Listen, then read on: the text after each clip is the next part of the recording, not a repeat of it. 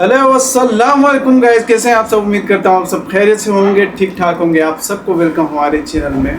जैसा कि आप जानते हैं काफ़ी दिनों से हमारी वीडियोस अपलोड नहीं हो रही थी, कुछ रीजन है इसके पीछे, तो आ गए हम नई वीडियो के साथ। तो आज जिस वीडियो के ऊपर मैं रिएक्ट करने वाला हूँ वो है मासूम जानवरों का कत्ल इन इस्लाम।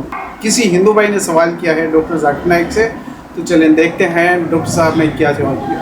लेकिन हाँ, वीडियो स्टार्ट करने से पहले आपसे रिक्वेस्ट, लेकिन अभी तक अगर आपने मेरे चैनल को सब्सक्राइब नहीं किया तो काइंडली मेरे चैनल को सब्सक्राइब करें, वीडियो को लाइक करें।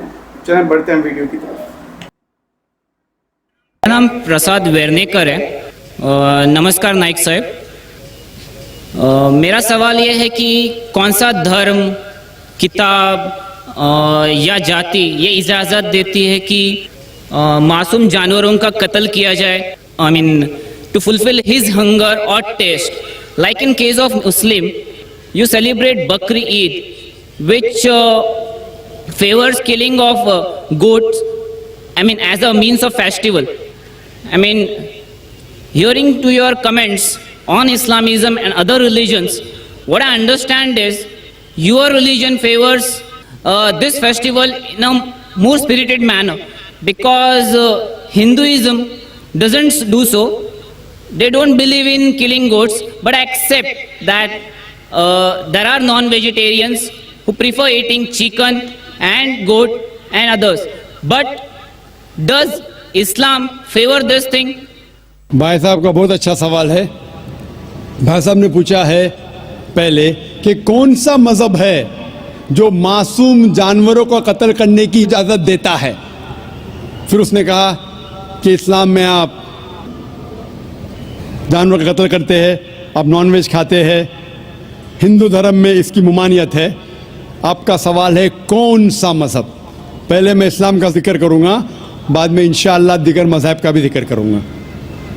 जहाँ तक कि इस्लाम का सवाल है, एक मुसलमान बहुत अच्छा मुसलमान रह सकता है प्योर वेजिटेरियन बन के भी। इस्लाम में ज़रूरी नहीं है कि आपको नॉनवेज खाना चाहिए, फ़र्ज़ नहीं है। और आप जानते हैं कि ये हमारा दूसरा कॉन्फ्रेंस है इस बड़े मैदान में, सुमैया ग्राउंड में। लास्ट ईयर ये सुमैया ट्रस्ट है, माशाल्लाह बहुत अच्छे लोग हैं।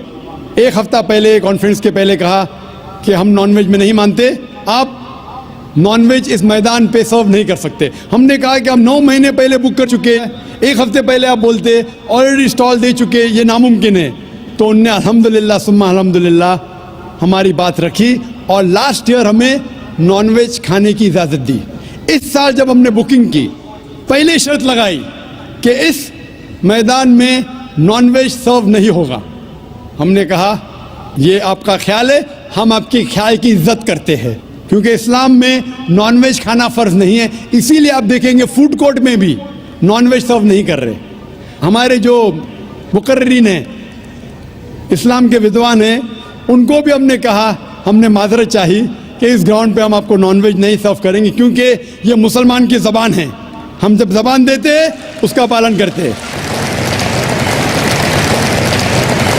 आपका सवाल, जैसे मैंने कहा कि मुसलमान को नॉनवेज खाना फ़र्ज़ नहीं है, लेकिन क्योंकि अल्लाह सुब्हाना व तआला ने हमें इजाज़त दी है, कुरान मजीद में लिखा है सूरह माइदा सूरा नंबर 5 आयत नंबर 1 में कि वो जानवर जो आपके लिए हलाल है, 4 पाँव के, जो आपके लिए हलाल है उसको आप खा सकते हैं। लिखा है सूरह नहल में सूरा नंबर 16 आयत नंबर 5 में भी कि वो जानवर जो आपके लिए हलाल है उसका गोश्त आप खा सकते हैं। ये लिखा है सूरह मोमिनून में सूरा नंबर 23 आयत नंबर 18 में भी। कई जगह लिखा है कि आप हलाल जानवर का गोश्त खा सकते हैं। जब कुरान मजीद में हमारे खालिक, हमारा रब, हमारा अल्लाह सुब्हाना व तआला परमिशन देता है तो हम क्यों ना खाएं। आज की साइंस ये कहती है कि वेजिटेबल्स में टोटल प्रोटीन नहीं है। हमारा जो जिस्म है, इंसानी जिस्म, इसके अंदर 8 अमाइनो एसिड्स नहीं बनते। 8 अमाइनो एसिड्स बाहर के फूड, बाहर के खाने में आना ज़रूरी है। कोई भी वेजिटेबल दुनिया में नहीं है जिसमें सारे 8 अमाइनो एसिड मौजूद है, लेकिन नॉनवेज फूड में अल्हम्दुलिल्लाह सुम्मा अल्हम्दुलिल्लाह कई नॉनवेज फूड में सारे अमाइनो एसिड जो जिस्म नहीं पैदा करता है, इसे कहते हैं इसेंशियल अमाइनो एसिड मौजूद है। इसे कहते हैं टोटल प्रोटीन। आज की साइंस ये कहती है कि nonveg food is nutritious, it is full of protein. और हम जब तहकीक करते हैं तो हमें पता चलता है कि जब हम हर्बीवोरस एनिमल को देखते हैं, गाय, भेड़, बकरी, ये सिर्फ वेजिटेबल्स खाते हैं, सिर्फ घास फूस खाते हैं। जब इनकी दांत को हम देखते हैं, इनके दांत दे आर फ्लैट टीथ, इनके चपटे दांत है। ये सिर्फ भाजी खा सकते, गोश्त खा ही नहीं सकते। जब हम मांसाहारी जानवर को देखते हैं, शेर बब्बर, चीता, हम देखते हैं इनके दांत को जब देखते हैं, इनके दांत नोकीले है, कैनाइन टीथ। ये सिर्फ गोश्त खा सकते, भाजी पाला नहीं खा सकते। लेकिन जब हम इंसान के दांत, आप अगर जाएंगे मिरर में देखेंगे, आईने में अपने दांत, मैं देखूंगा अपने दांत, तो पता लगता है कि खुदा ने हमें चपटे दांत दिए, फ्लैट टीथ, उसके साथ साथ नोकीली दांत दिए, herbivorous teeth and carnivorous teeth. अगर ईश्वर चाहता था कि सिर्फ मैं भाजी पाला खाऊं, तो ये नोकीली दांत क्यों दिए? गोश्त खाने के लिए। बिरयानियों के शहर कराची में बेस्ट बिरयानी कहाँ मिलेगी? कराची की बेस्ट बिरयानी कहाँ मिलेगी? आज की साइंस कहती है डाइजेस्टिव सिस्टम जो है, जो शाकाहारी जानवर के डाइजेस्टिव सिस्टम है, वो सिर्फ वेजिटेबल्स डाइजेस्ट कर सकते हैं, भाजी पाला, गोश्त को डाइजेस्ट नहीं कर सकते। लेकिन जो कार्निवोरस एनिमल्स है, कार्निवोरस जानवर है, लायन, टाइगर, लेपर्ड, वो सिर्फ गोश्त को डाइजेस्ट कर सकते, भाजी पाला डाइजेस्ट नहीं कर सकते। इंसान का डाइजेस्टिव सिस्टम है, इसमें स्मॉल इंटेस्टाइन है, इसमें लार्ज इंटेस्टाइन है। ये भाजी पाला भी डाइजेस्ट कर सकती है, गोश्त भी डाइजेस्ट कर सकती है। अगर खुदा चाहते थे कि सिर्फ हम भाजी पाला खाए, तो नॉनवेज फ्लैश डाइजेस्ट करने का डाइजेस्टिव सिस्टम क्यों दिया? क्योंकि हम फ्लैश खा सके, गोश्त खा सके। बहुत से गैर मुसलमानों को ये गलत फहमी है कि उनके मज़हब में गोश्त खाना हराम है, और कई हिंदू समझते हैं कि उनके मज़हब में लिखा है कि गोश्त खाना हराम है। और आपने कहा कि हमारे धर्म में गोश्त खाना हराम है। भाई साहब, आपको आपके धर्म का इल्म कम है, इसीलिए मैं कहता हूँ कि हिंदुइज़्म जानने के लिए हिंदू की तरफ मत देखिए, हिंदू ग्रंथ का मुताला कीजिए। जब आप हिंदू ग्रंथ का मुताला करते हैं, लिखा है मनुस्मृति में चैप्टर नंबर 5 श्लोक नंबर 30 में, उसमें लिखा है कि ईश्वर ने कुछ जानवर बनाए खाने के लिए और कुछ जानवर को खा जाने के लिए। God has created some animals to eat and some to be eaten. अगर आप उस जानवर को खाते हैं, जिन जानवर को खुदा ने बनाया है खा जाने के लिए, तो आप गुनाह नहीं कर रहे। If you are eating the animals who God has created to be eaten, you are not doing a sin. आगे जब पढ़ते लिखा है मनुस्मृति में चैप्टर नंबर 5 में, अध्याय नंबर 5 में, मंत्र नंबर 40 में, कि खुदा ने कुछ जानवर बनाए हैं कुर्बानी के लिए। अगर आप कुर्बानी में जानवर का कत्ल करते हैं तो आप गुनाह नहीं करते। आगे लिखा है मनुस्मृति में चैप्टर नंबर 5 मंत्र नंबर 41 में कि जानवर का कत्ल करना, जो जानवर खाने के लिए बनाए गए हैं, वो गुनाह नहीं है। इसी तरीके से कई जगह वेद में लिखा है कि ऋषि गोश्त खाते थे, जानवर को खाते थे। वक्त नहीं है डिटेल में बात करने का, लेकिन अगर आप महाभारत पढ़ेंगे अनुशासन पर्व चैप्टर नंबर 88, इसके अंदर युधिष्ठिर जो पांडव का एक भाई था, वो पूछता है भीष्म से कि हम यज्ञ में, पूजा में क्या खाना दे भगवान को, ईश्वर को, ताकि हमारे पुरखों को संतुष्ट मिले। तो भीष्म कहता है युधिष्ठिर से कि आप यज्ञ में अगर भाजी पाला देंगे तो हमारे बाप दादा 1 महीने के लिए खुश रहेंगे। अगर आप मच्छी देंगे 2 महीने के लिए। अगर आप खरगोश देंगे 3 महीने के लिए, अगर गोश्त देंगे तो 4 महीने के लिए, अगर आप बेकन देंगे तो 5 महीने के लिए, अगर परिंदे का गोश्त देंगे तो 6 महीने के लिए, अगर हिरन का गोश्त देंगे तो 7 महीने के लिए। पूरा मेन्यू है माशाल्लाह, बड़ा मेन्यू है। उसके आगे लिखा है अगर आप गाय देंगे तो पूरे 1 साल के लिए हमारे बाप दादा संतुष्ट रहेंगे, और अगर गेंडा राइनोसरस देंगे तो 20 साल के लिए हमारे बाप दादा खुश रहेंगे। पूरा मेन्यू है। क्या चाहते हैं बोलो? मच्छी, खरगोश, क्या चाहते हैं बोलो? ये आपके ग्रंथ में लिखा है, मेरे ग्रंथ में नहीं। हमारे ग्रंथ में सब चीज खाने की इजाजत नहीं, सिर्फ वो चीज जो हमारे लिए हलाल है। इसी तरीके से बाइबल में भी लिखा है आप गोश्त खा सकते। अक्सर धर्म की किताबों में लिखा है कि आप गोश्त खा सकते हैं। आप मेरा अगर एक डिबेट देखेंगे जिसका मौजू था, is eating non vegetarian food permitted और prohibited for a human being? क्या इंसान के लिए गोश्त खाना हलाल है या हराम है? और मैंने डिबेट किया था एक जैन के साथ जिसका नाम था रश्मिबाई झवेरी। वो इंडियन वेजिटेरियन कांग्रेस का सदर था, प्रेसिडेंट था। वो दुनिया भर घूमता है बताने के लिए कि नॉनवेज हराम है, और उसने मुझे चैलेंज किया। मैंने कहा भाई आपस में बैठ के बात करेंगे? नहीं, पब्लिक में चैलेंज किया, डिबेट करेंगे। मैंने कहा अच्छा आ बेल मुझे मार। तो मैंने कहा ठीक है भाई, पब्लिक में। बोला मैं लोग को लेके आऊँगा। मैं बोला लेके आओ। तो पाटकर हॉल के अंदर 1998 में तकरीबन 10 साल पहले डिबेट किया। वो देखेंगे, सारी डिटेल्स है। लेकिन हिंदू मज़हब की किताब में ये लिखने के बाद कि गोश्त खा सकते, फिर भी कुछ हिंदू शाकाहारी क्यों हैं, वेजिटेरियन क्यों है? क्योंकि वो मुतासिर हो रहे थे बाकी फ़लसफ़े के साथ जिसमें कहा गया है नॉन वायलेंस। और कुछ जैन मानते कि ईटिंग नॉन वेज इज़ हराम, इज़ प्रोहिबिटेड। और हम जब पूछते क्यों जानवर का गोश्त खाना हराम है, तो वो कहते हैं कि घास और भाजी पाला के अंदर ज़िंदगी नहीं है, जानवरों में ज़िंदगी है। जब आप कोई ज़िंदगी लेते हैं, किसी का कत्ल करते हराम है। आज साइंस तरक्की करने के बाद पता चलता है कि वेजिटेबल्स में भी जान है, भाजी पाला में भी जान है। तो वो ज़रा अपनी फिलॉसफी को तब्दील करते। ठीक है हम जानते हैं कि वेजिटेबल्स में जान है, लेकिन वेजिटेबल्स डोंट फील पेन, वो दर्द को महसूस नहीं करते।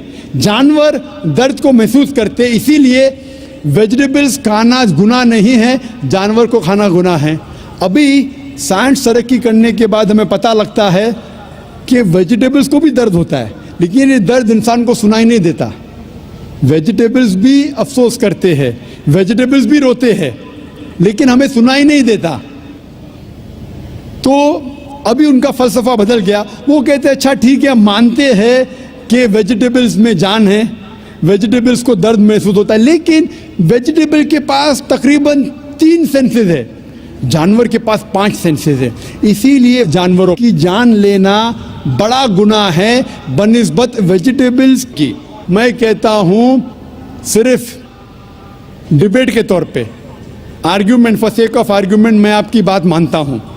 क्या वेजिटेबल्स के 3 सेंसेस है और जानवर के 5 सेंसेस है।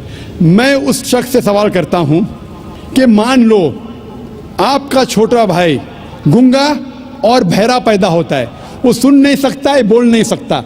जब वो बड़ा होता है तो एक इंसान आपके छोटे भाई का कत्ल करता है, क्या आप जाके जज से कहेंगे मी लॉर्ड इस कातिल को कम सजा दो क्योंकि मेरे भाई के पास 2 सेंसेस कम थे, वो सुन भी नहीं सकता था और बोल भी नहीं सकता था?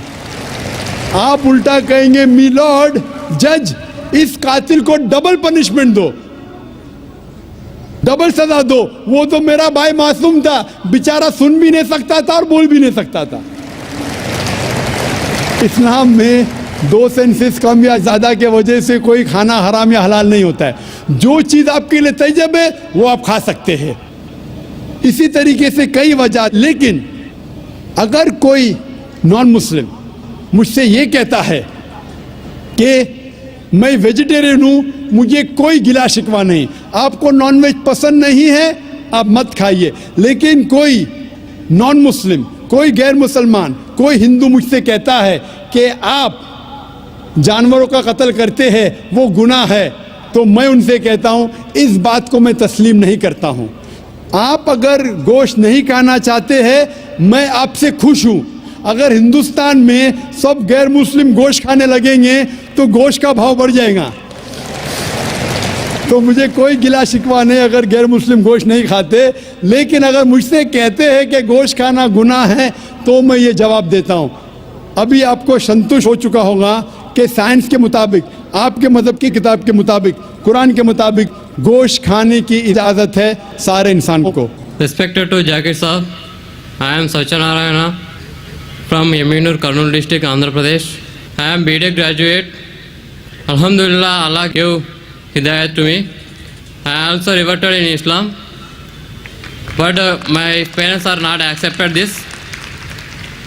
Alhamdulillah, my grandfather is accepted, but they believe only one God. In front of the Satan is first came, but I know Satan is also created by Allah. In other names of Satan in Puranas, Vedas, what is the other names of Satan in Puranas, Vedas? And my grandfather also asked one question, when the Kali Yuga is ended, I know Qiyamah is when it is came, but he asked when the Kali Yuga is ended. And so many Hindus are followed Sri Rama, Sai Baba, Sri Krishna. I know these are said only one God to our colleagues. These are prophets in between, total prophets. That is 1,24,000 prophets. These are Sri Krishna, Sri Rama, Sai Baba. These are any prophets in between. And another question is, in present also in Kurnool and Chennai, some people are followed Kalki Bhavan, Amma Bhavan. Any information about this person? भाई साहब ने सवाल किया है, अल्हम्दुलिल्लाह उसने इस्लाम कबूल किया, अल्लाह सुब्हानहू व तआला इसको जज़ाए खैर दे और इसके जद्दोजहद को कबूल फरमाए। इनका सवाल है कि जो शैतान है वो क्या इस्लाम के अलावा हिंदू धर्म में है और उसका क्या नाम है। दूसरा सवाल है क्या कलयुग आ चुका है। तीसरा सवाल है क्या हम श्री कृष्ण श्री राम को पैगंबर मान सकते हैं। और चौथा सवाल है कल के अवतार के बारे में। पहला सवाल कि शैतान का क्या नाम है, तो शैतान का सदर है, उसका नाम कुरान मजीद में इब्लीस है। लेकिन कुरान मजीद में कहा गया है सूरह नास में कि वो लोग जो दिल में वसवसा डालते हैं आपके दिल में और फिर हट जाते हैं, वो इंसान में से और जिन में से है। शैतान कुरान मजीद के मुताबिक इंसानों में से भी शैतान है और जिन में से भी। इंसान और शैतान दोनों को फ्री विल दिया गया है। हम चाहे तो अल्लाह की बात मान सकते हैं, चाहे तो नहीं मान सकते। जो लोग को फ्री विल देने के बाद जो अल्लाह सुब्हानहू व तआला की बात मानते हैं वो फरिश्ते के ऊपर हो जाते हैं, जो अल्लाह सुब्हानहू व तआला के खिलाफ जाते हैं उसे कहते हैं शैतान। तो शैतान इंसानों में से भी है और जिन में से भी है। और इसका जिक्र दिगर मज़हब की किताब में भी है। शैतान डेविल बोलो, अंग्रेज़ी में डेविल कहते हैं, बाइबल में उसका नाम है डेविल। उस तरीके से हिंदू मज़हब बाकी मज़हब की किताब में भी लिखा है शैतान, और पारसी किताब में अहरमान। तो हर मज़हब में there is an evil force, उसे शैतान कहो, डेविल कहो, इब्लीस कहो। आपका दूसरा सवाल है जो कलयुग, ये कलयुग आ चुका है। आपका तीसरा सवाल कि हम श्री कृष्ण श्री राम को पैगंबर मान सकते हैं क्या नहीं। मोहम्मद सल्लल्लाहु अलैहि वसल्लम फरमाते हैं, सही हदीस है मिशकात अल-मसाबी की जिल्द नंबर 3 में, हदीस नंबर 5373 में, जिसका जिक्र आता है अहमद इब्न हंबल में जिल्द नंबर 5 में, सफ़ा नंबर 265 और 266 में। अल्लाह के रसूल फरमाते हैं कि अल्लाह सुब्हानहू व तआला ने इस ज़मीन पे 1,24,000 पैगंबर भेजे हैं, लेकिन नाम से कुरान मजीद में सिर्फ 25 का जिक्र है।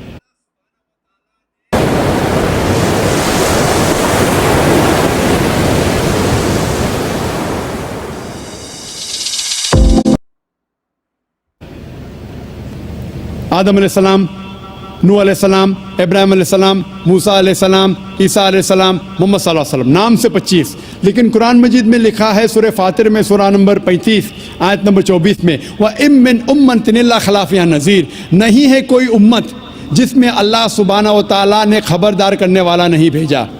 अल्लाह ताला फरमाते सूरह रौद में सूरा नंबर 13 आयत नंबर 7 में, वलिकुल्लि कौमिन हाद, और हर कौम में हमने हिदायत देने वाला भेजा। नाम से सिर्फ 25 का जिक्र है। अल्लाह के रसूल फरमाते 1,24,000 पैगंबर है। आप मुझसे पूछते हैं, हो सकता है कि श्री कृष्ण पैगंबर थे?